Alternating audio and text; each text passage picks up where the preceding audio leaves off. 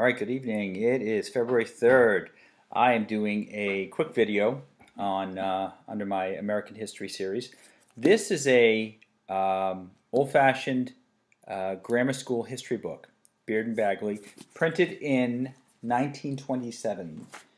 And I just wanted to quickly review some of the stuff that I found in here. It reads like a novel. It's very well written. And back in the 20s, it's just fascinating to see what the kids were taught in school. I couldn't figure out exactly which grade this was. It's definitely an elementary school book. I looked up all over the internet, and it didn't say. But starts with trade routes from times of Columbus, and it goes all the way up to Cal Coolidge. Gives in-depth history of all our presidents up to that point. It gives a really, just a really in-depth look into our history, and it doesn't just gloss over it. Obviously, more time has passed.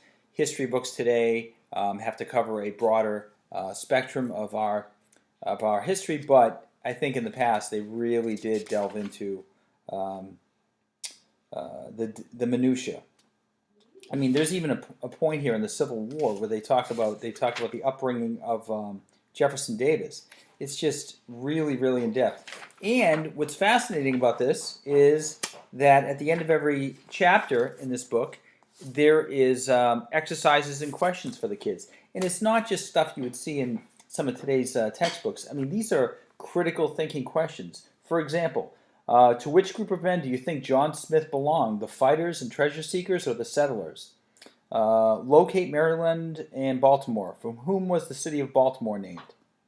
Find Massachusetts and Plymouth on a map. Why was it more difficult to settle on the coast of Massachusetts than in Virginia or the Carolinas? What country is the home of the Dutch people? Find this on the map of Europe. So it's not like it has a yes or no question. A lot of this stuff is critical thinking.